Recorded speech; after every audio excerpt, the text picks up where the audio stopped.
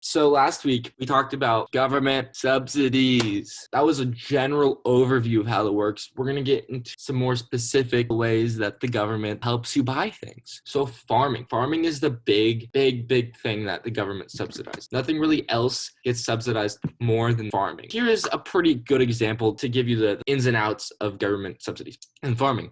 So farming subsidies are more or less the most common form of subsidy, but farming isn't profitable for the most part. If you're producing all this stuff, it comes at a very high cost. There's a low profit margin. There's not a lot of money you can make by farming. So what the government does is it pays farmers to make food to help us out. One example of this is the soda industry. So the soda industry, they don't use just regular sugar. They use high fructose corn syrup, which is corn. So the government pays corn farmers to make more corn, and we get this excess of corn. And we're like, well, I eat maybe one corn thing every month, maybe. And that'd be high. I'm not a huge fan of corn, but maybe you are a big fan of corn. So you're not eating corn every other day, but they're making enough corn for you to eat it every other day. So what does this extra corn go to? It goes into sodas. So they make it into a syrup, and then they put it into sodas for high fructose corn syrup. Instead of sugar, it sweetens it and it gives it kind of that consistency that soda has, that stickiness. So they do this additionally to make sure everyone is fed with an excess. I will say that the government does a very, very bad job at actually doing this, considering a lot of people are food insecure in Dallas and around the country. The idea kind of makes sense. Let's feed the population. To the extent that we do it, not really there.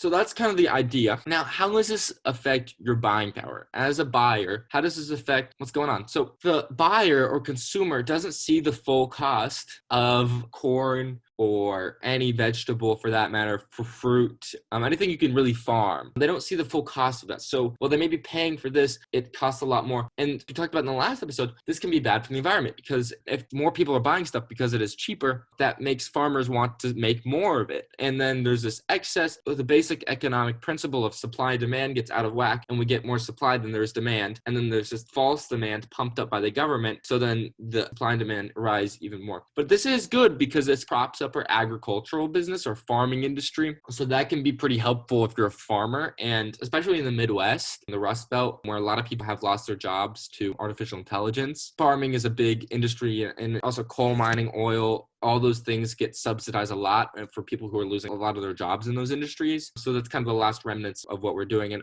sooner or later, we'll see artificial intelligence creep into the farming business. It already kind of has, to make it more efficient, more effective at feeding people, etc. So I think what you can do at home is just pick a vegetable out of the produce section at the grocery store and then look into how it's subsidized. Just Google it. Here, I'll do corn, for example. So I can go, how is corn subsidized? And a lot of you probably don't have phones, so you can use school computer, or you can ask a teacher or your parent. I'm sure they'll be more than willing to help you out. They'd love to help spark your creativity. And look, I got an NPR article that said, just subsidizing crops, we're told to eat fatness up. So it seems like that's also maybe contributing to obesity in the United States, which there's this new study that just came out that 73% of American adults were obese, which was problematic in its own sense. So this really ties into a lot of what our country's about. I think this issue is pretty interesting if you want to look into it on your own. Now, let's just do some definitions of profitable. It's the amount of money that is net gain. So let's say I get these squishy toys for my work. So I buy a bunch of these at $4 a piece, and I sell them for $5 a piece. So I'm making a net gain of $1 a piece. So my profit would be